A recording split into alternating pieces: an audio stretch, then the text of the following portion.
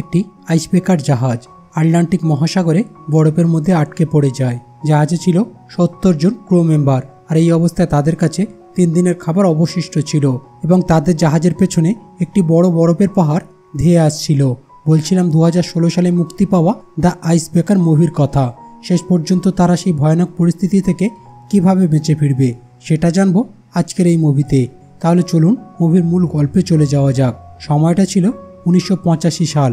তৎক্ষণাৎ সময়ের সব আইসব্রেকার জাহাজগুলির মধ্যে সোভিয়েত রাশিয়ার মধ্যে সবচেয়ে বড় আইসব্রেকার জাহাজ হিসাবে মনে করা হতো। একদিন কিছু খাদ্য আর বৈজ্ঞানিক সরঞ্জাম নিয়ে আর্কটিক রিসার্চ সেন্টারে যাচ্ছিল, আর এই আর্কটিক রিসার্চ সেন্টারটি অস্ট্রেলিয়ার কাছে আন্টার্কটিকা অঞ্চলে অবস্থিত। এরপর আমাদের সেই জাহাজের ক্যাপ্টেনকে দেখানো হয়, যার নাম হলো ক্যাপ্টেন পেট্রো, যে অনেক দক্ষ একজন ক্যাপ্টেন আর মনের দিক থেকে অনেক ভালো মানুষ ছিল, যে নিজের থেকেও তার ক্রু মেম্বারদের সুরক্ষা নিয়ে বেশি চিন্তা করত। তাদের জাহাজটি বরফ ভেঙে আস্তে আস্তে সামনের দিকে এগিয়ে যাচ্ছিল। তবে একটা সময় তারা লক্ষ্য করে তাদের সামনে খুব বড় একটা বরফের পাহাড়। আসলে এই বরফের পাহাড়গুলো একরকমভাবে পানিতে ভেসে থাকতো।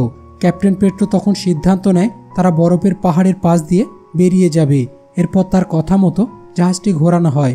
তবে তারা এই বরফের পাশ দিয়ে যাওয়ার সময় দুর্ভাগ্যবশত তাদের জাহাজের পেছনের অংশ সেই বরফের পাহাড়ের সাথে অনেক জোরে ধাক্কা খায় এবং বরফ টুকরো টুকরো হয়ে তাদের জাহাজের উপর পড়তে শুরু করে। আর এর ফলে জাহাজের ডেকে থাকা একজন ক্রু মেম্বার এবং তার সাথে থাকা একটি কুকুর নিয়ে সমুদ্রের পানিতে পড়ে যায়। ক্যাপ্টেন পেট্রো তাদেরকে পানিতে ডুবে যেতে দেখে তাড়াতাড়ি সিঁড়ি নামাতে বলে। তার কথা মতো সিঁড়ি নামানো হয়, তবে এতে কোনো লাভ হয় না। তখন সেখানে থাকা অ্যাসিস্ট্যান্ট ক্যাপ্টেন, যার নাম অ্যারিমিফ, সে বলে, আপনি দুজনের জন্য বাকি ক্রু মেম্বারদের জীবন ঝুঁকিতে ফেলতে পারেন না, আমাদের এখনই এখান থেকে চলে যাওয়া উচিত। তবে ক্যাপ্টেন পেট্রো কাউকে এভাবে মরতে দিবে না। সিঁড়ি নামানোর পর কোনো কাজ না হওয়ায় একজন ক্রু মেম্বারকে নিচে নামানো হয় এবং তার অনেক চেষ্টার পর কুকুরটিকে বাঁচানো গেলেও সেই লোকটিকে আর বাঁচানো যায়নি।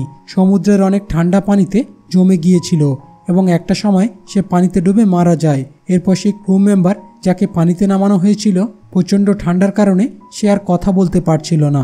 ওদিকে সেই পাহাড় থেকে বরফের বড় বড় টুকরো জাহাজের উপর পড়ছিল, আর একটা সময় বরফের আঘাতে জাহাজের রাডার সিস্টেম ভেঙে যায়, যেটার সাহায্যে তারা জানতে পারত কোথায় কতটুকু বরফ আছে। আর সেই পাহাড় ভেঙে যাওয়ার ফলে তারা সামনের দিকে যেতে পারছিল না। তবে দুর্ভাগ্যবশত সেই বরফের একটা বিশাল টুকরো ভাসতে ভাসতে তাদের পেছনে এগিয়ে আসছিল। এদিকে জাহাজের অ্যাসিস্ট্যান্ট ক্যাপ্টেন, যার নাম ছিল অ্যারিমিফ, তার মনে হচ্ছিল ক্যাপ্টেন পেট্রোর ভুল সিদ্ধান্তর কারণে তাদের আজকের এই অবস্থা। সে একজন ক্রু মেম্বারের মৃত্যু, জাহাজের উপরে বরফের আঘাত এবং রাডার সিস্টেম ভেঙে যাওয়ার সব তথ্য মস্কোর মন্ত্রণালয়ে পাঠিয়ে দেয়। কিন্তু বিষয়টা বাকি ক্রু মেম্বারদের একদম পছন্দ হয়নি, কারণ তারা সবাই জানতো ক্যাপ্টেন পেট্রো অনেক ভালো মনের মানুষ এবং সে কখনো কারো ক্ষতি চায় না। তো মস্কোতে এসব জানার পর ক্যাপ্টেন পেট্রোকে সাসপেন্ড করা হয় এবং যতক্ষণ না নতুন ক্যাপ্টেন আসবে ততক্ষণ পর্যন্ত অ্যাসিস্ট্যান্ট ক্যাপ্টেন, যার নাম অ্যারিমিফ, এর সকল দায়িত্ব দেয়া হয়। ওদিকে মস্কোর মন্ত্রণালয় থেকে নতুন ক্যাপ্টেন হেলিকপ্টারে করে পাঠানো হয়, যার নাম ক্যাপ্টেন সেভজেনকো। যে হেলিকপ্টারে করে পাঠানো হয়েছিল ওই একই হেলিকপ্টারে করে ক্যাপ্টেন পেট্রোকে মস্কোর আদালতে নিয়ে আসার কথা ছিল। তবে সমুদ্রের অনেক বাতাসের কারণে হেলিকপ্টারের ইঞ্জিন গরম হয়ে যায় এবং কোনো রকম হেলিকপ্টার ল্যান্ড করার পর হঠাৎ করে হেলিকপ্টারে আগুন লেগে যায়।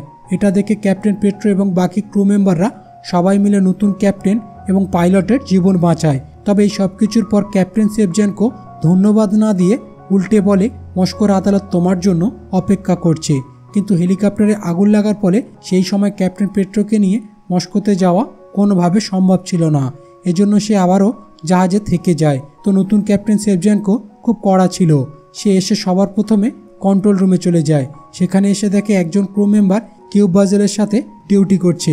এটা দেখে ওই ক্রু মেম্বারকে অনেক বকাবকি করে এবং তার কিউব বাজেল নিয়ে সমুদ্রের পানিতে ছুঁড়ে ফেলে দেয়। আর সময়ের সাথে সাথে জাহাজটি সেখানে বরফে একদম বাজেভাবে ফেঁসে যায়। ওদিকে আমরা ক্যাপ্টেন পেট্রোর ওয়াইফকে দেখতে পাই, যে পেশায় ছিল একজন জার্নালিস্ট। কিছুদিন ধরে সে ভাবছিল ক্যাপ্টেন পেট্রোকে ডিভোর্স দেবে। তবে তাদের এই বরফে ফেঁসে যাওয়ার ঘটনা শুনে তিনি অনেক ডিপার্টমেন্টে ছোটাছুটি করছেন, যাতে দ্রুত তাদেরকে উদ্ধার করার জন্য রেস্কিউ টিম পাঠানো হয়। এখন আমরা দেখি জাহাজের সব ক্রু মেম্বাররা মিলে একটা মিটিং করছে। আর এই অবস্থা থেকে কিভাবে বেঁচে ফেরা যায় সেই বিষয়ে সবাই কথা বলছিল। মিটিংটা ক্যাপ্টেন পেট্রোর তত্ত্বাবধানে হচ্ছিল। সেখানে থাকা একজন ক্রু মেম্বার বলে, আমাদের কাছে থাকা তেলের ড্রাম দিয়ে যদি বরফের ওপর বিস্ফোরণ করা যায় তাহলে হয়তো বরফ গলে যাবে এবং আমরা খুব সহজে সামনের দিকে এগিয়ে যেতে পারবো। এইসব কথা বলতে বলতে সেখানে নতুন ক্যাপ্টেন শেফজানকো চলে আসে আর তখনই মিটিং বন্ধ করে দেয়। আর ক্যাপ্টেন শেফজানকো এমন ব্যবহার করছিল দেখে মনে হয় ক্যাপ্টেন পেট্রোকে একদম সহ্য করতে পারে না। তেলের ড্রাম দিয়ে বিস্ফোরণ করার পরিকল্পনা একদম বাতিল করে দেয়, যদিও এই আইডিয়াটা ক্যাপ্টেন পেট্রোরও পছন্দ হয়নি। ক্যাপ্টেন শেফজানকো বলে, কিছুদিন পর আমাদের এই তেলের অনেক দরকার পড়বে, তাই এখন কোনোভাবে এটা নষ্ট করা যাবে না। এরপর ক্যাপ্টেন শেফজানকো এমার্জেন্সি রুমে চলে আসে আর ঘোষণা করে দেয়, এখন থেকে সবাইকে বিদ্যুৎ ব্যবহার কমাতে হবে, কোনো কিছু অপচয় করা যাবে না এবং সবাইকে নিজের দায়িত্ব যথাযথভাবে পালন করতে হবে। এভাবে যেতে যেতে এই সমুদ্রে তারা 70 দিন কাটিয়ে দেয়। তবে ক্যাপ্টেন পেট্রো এখনও চেষ্টা করে যাচ্ছে যেভাবে ওকে এই অবস্থা থেকে বেঁচে ফিরতে হবে। এমনই একদিন ক্যাপ্টেন পেট্রো সিদ্ধান্ত নেয় কাউকে না বলে লুকিয়ে জাহাজের বাইরে যাবে। এরপর সে লুকিয়ে তার ফায়ার গান নিয়ে জাহাজের বাইরে যাচ্ছিল। তবে তখন সেখানে হেলিকপ্টারের পাইলট তাকে দেখে ফেলে আর বলে, আমি কাউকে কিছু বলবো না।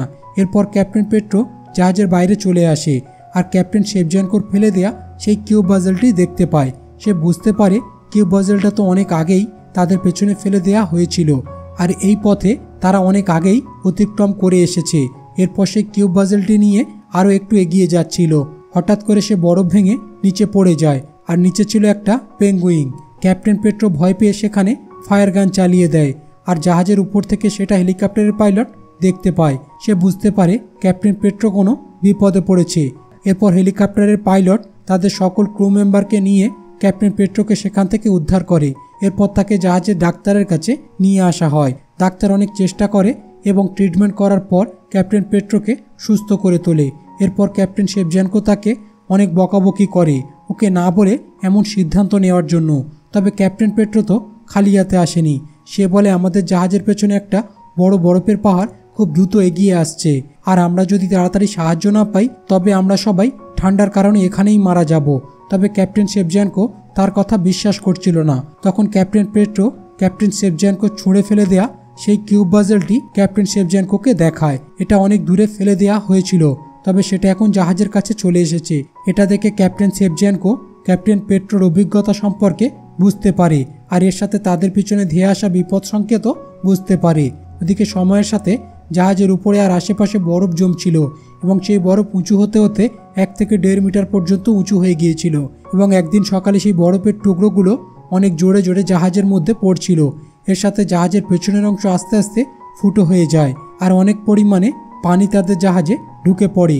এর ফলে জাহাজে থাকা সব খাদ্য পানিতে ভিজে নষ্ট হয়ে যায়। এরপর সবাই মিলে জাহাজে সেই অংশটা কোনো রকম মেরামত করে নেয়। তবে জাহাজে অনেক পানি ঢুকে যাওয়ার ফলে তাদের খাদ্য এবং পান করা পানি নষ্ট হয়ে গিয়েছিল আর এইসব কারণে জাহাজে সবাই অনেক ভয় পেয়ে গিয়েছিল, কারণ এখন তাদের কাছে শুধুমাত্র 3 দিনের মতো খাদ্য ও পানি বেঁচে ছিল আর এতটুকু খাবার নিয়ে তাদের এই সমুদ্রের মধ্যে বেঁচে থাকা কোনোভাবেই সম্ভব না।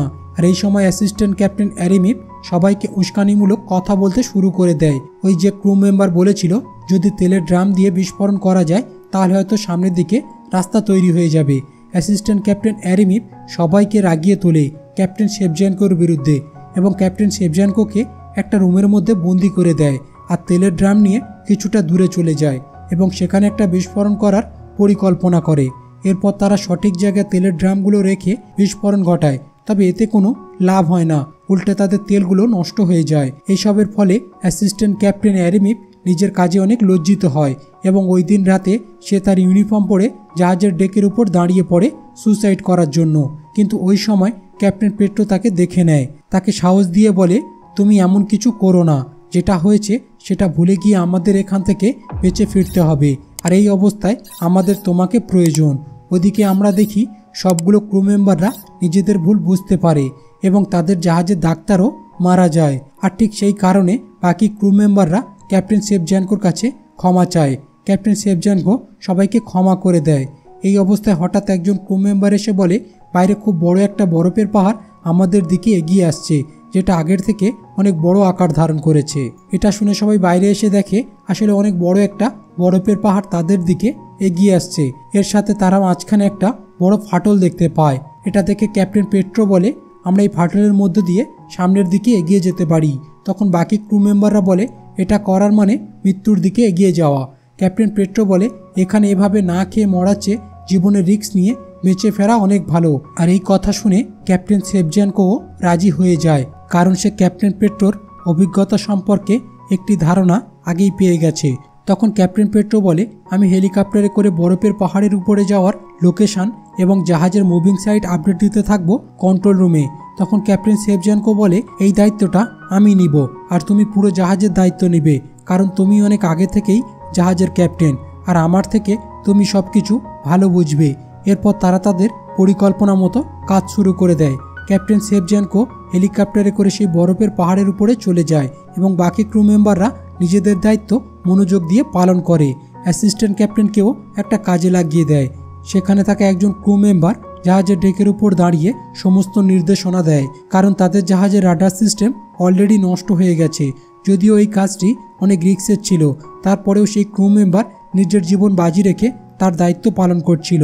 এরপর ক্যাপ্টেন সেবজানকোর বলা নির্দেশে তারা বহু কষ্টে বরফের পাহাড় ভেঙে তাদের জাহাজটি সামনে যেতে পারে। এতে সবাই অনেক খুশি হয়, কিন্তু ওদিকে সমুদ্রের অনেক বাতাসের কারণে ক্যাপ্টেন সেবজানকোর হেলিকপ্টারটা দুলতে শুরু করে এবং দুলতে দুলতে একটা সময় বরফের পাহাড়ে ধাক্কা খেয়ে সমুদ্রের পানিতে পড়ে যায়। ক্যাপ্টেন সেবজানকো এবং হেলিকপ্টারের পাইলট ঠান্ডা পানিতে ডুবে যাচ্ছিল।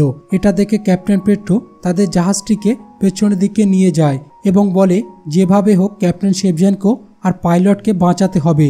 তবে সব ক্রু মেম্বাররা জাহাজ পেছনে নিতে নিষেধ করে, কারণ আগেরবার ঠিক এই রকম করার জন্য তাকে সাসপেন্ড করা হয়েছিল, আর তার সাথে জাহাজের অনেক ক্ষতি হয়েছিল। ওদিকে ক্যাপ্টেন সেবজানকো আর পাইলট পানিতে ডুবে যাচ্ছিল। তখন ক্যাপ্টেন পেট্রো দ্রুত তাদের জাহাজটিকে পেছনে নিয়ে আসে এবং সব ক্রু মেম্বাররা মিলে ক্যাপ্টেন সেবজানকো এবং পাইলটকে বাঁচিয়ে নেয়। এরপর তারা সেখান থেকে জাহাজটি নিয়ে সামনের দিকে এগিয়ে যায়। এইভাবে কয়েকদিন যাবার পর ক্যাপ্টেন পেট্রোর ওয়াইফ একটা আইসব্রেকার জাহাজ এবং রেস্কিউ টিম নিয়ে চলে আসে। এরপর তারা তাদের জাহাজে পেট্রোল লোড করে, তারপর সেখান থেকে নিজেদের গন্তব্যে ফিরে যায়। আর এইভাবে 133 দিন পর তারা সেই ভয়াবহ আটলান্টিক মহাসাগর থেকে বেঁচে ফিরেছিল। এরপর আমরা দেখি সব খবরের কাগজে জাহাজের ক্রু মেম্বারদের ছবি ছাপানো হয়েছে, যে কিভাবে 133 দিন পর তারা বেঁচে ফিরেছে। আর এই সব কিছু খবরের কাগজে দিয়েছিল ক্যাপ্টেন পেট্রোর ওয়াইফ। তো বন্ধুরা, মুভিটি কেমন লাগলো কমেন্ট করে বলুন, আর ভালো লাগলে লাইক করে দিন, আর আমাদের চ্যানেলটাকে সাবস্ক্রাইব করে আমাদের পাশে থাকুন। দেখা হচ্ছে পরের ভিডিওতে। ততক্ষণ পর্যন্ত ভালো থাকুন, সুস্থ থাকুন।